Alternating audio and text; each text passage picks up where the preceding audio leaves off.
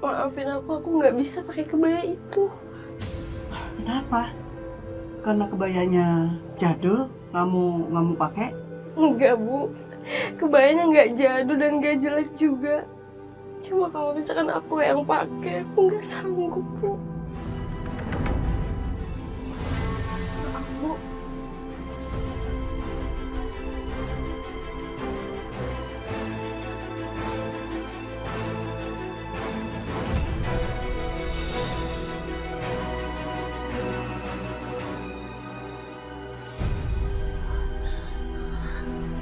Ibu, semenjak saya menikah dengan Mas Alvan, Ibu nggak pernah memberikan saya apapun. Ibu nggak pernah menawarkan saya kebaya pengantinnya. Tapi sekarang, Ibu memberikan kebaya sutra ini untuk membantu itu. Enggak, saya nggak akan membiarkan kebaya ini dipakai pembantu itu.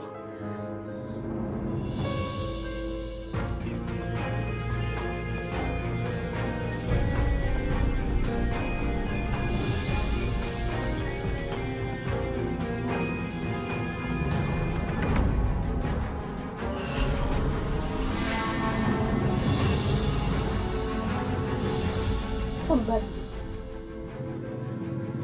cocok yang memakai kebaya murahan. Dia nggak cocok memakai kebaya ini.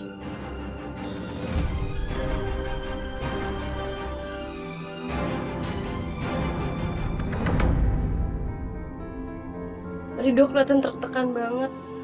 Dia pasti terpaksa ngelakuin ini semua.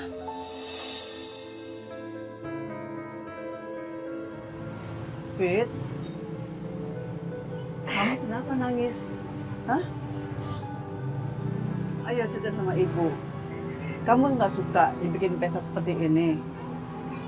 Mau yang lain? Ayo bilang aja sama ibu. Maksud aku tuh bukan kayak gitu. Aku lagi keinget sama Vita, Bu. Harusnya itu Vita yang ngerayain pernikahan ini sama Ridho. Bukan aku, Bu. Fitri, kita kan sudah meninggal. Kamu jangan bicara seperti itu. Kita ikhlasan saja. Ya?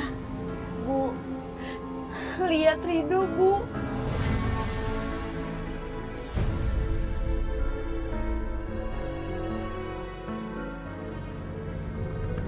Ridho kayak ngerasa tertekan buat ngadepin pernikahan kayak gini, Bu. Dia itu cuma terpaksa ngelakuin ini semua, Bu. Fitri, kamu jangan bicara seperti itu. Jodoh adalah di tangan Tuhan. Takdir Ridho untuk nikah sama kamu, bukan sama Vita. Jadi kamu harus yakin dengan berjalannya waktu, semua akan baik-baik saja.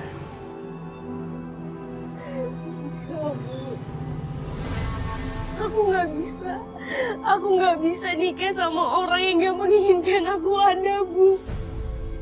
Fit, percayalah, takdir itu punya jalannya sendiri. Ya, ketika kamu menikah sama Ridho, Allah punya rencana lain. Dan kamu harus yakin. Suatu saat nanti kamu pasti akan bahagia bersama Ridho.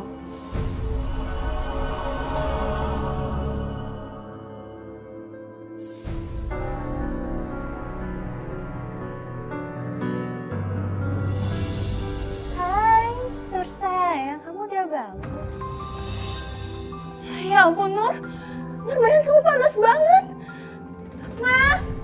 Mama, ya Allah Nur, Mama sakit Nur sayang kamu panas banget Astagfirullahaladzim. Oh ya, Ibu, kita harus padamin, Bu.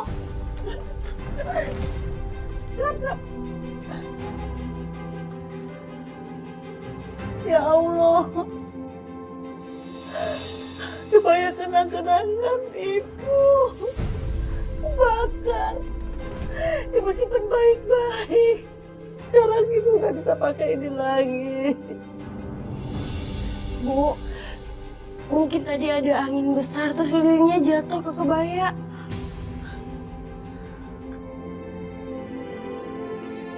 Bu, mungkin ini tuh pertanda kalau aku sama Mas Rido tuh emang gak bakal bisa bersatu, Bu. Jangan bicara seperti itu, Fitri. Kamu sama Rido itu sudah berjodoh. Semoga pernikahan kamu berjalan dengan lancar.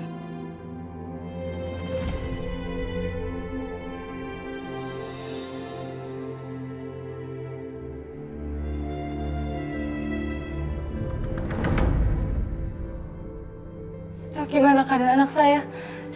Panasnya, demamnya tinggi sekali. Jadi kita harus melakukan pemeriksaan awal. Dengan nanti saya akan jadwalkan untuk datang ke rumah sakit untuk bisa tahu lebih lanjutnya. Dan semoga aja sih ini hanya demam awal biasa. Harus dilakukan tes, Dok. Emangnya anak saya kena penyakit berbahaya? Untuk lebih lanjutnya kita harus melakukan pemeriksaan. Biar kita bisa tahu apa yang terjadi.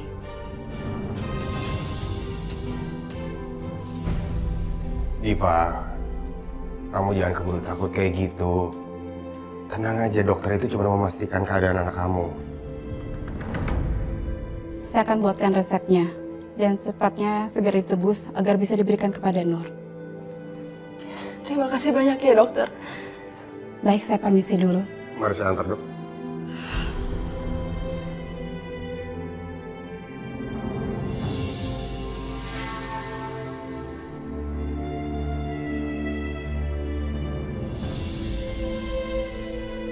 Pak, bisa nggak sih? Mulai sekarang kita semua tidak usah berurusan sama keluarga Aminah. Mereka tuh betul-betul orang miskin yang bawa musibah ke rumah ini. Mama, sekarang bukan saat yang tepat untuk kita bahas soal itu. Nanti aja. Sekarang kita fokus sama pengobatannya Nur. Mama tahu, Pak. Tapi kenapa sih setiap Papa Mama ingetin, Papa selalu marah? Nggak terima terus. Kasihan kan Nur?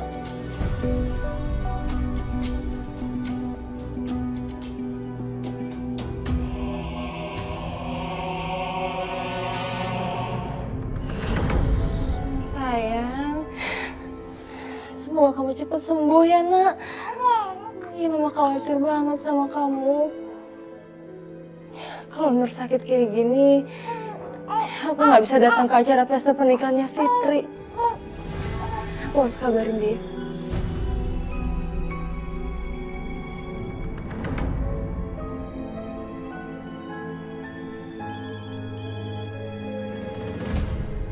Halo Tante Diva. Halo, ini Fandi ya? Fandi, Tante Fitri ada nggak? Tante Fitri lagi kebingungan. Mana ke baju pengantin di mana? Loh, emangnya Tante Fitri belum punya baju pengantin? Tadi baju pengantinnya mau dipakai, tapi kebakar. Jadi nggak ada baju lagi. Kasihan Tante Fitri. Ya ampun. Ya udah kalau gitu Fandi tolong bilangin Tante Fitri ya, Tante Diva nggak bisa datang ke sana. Ya Tante.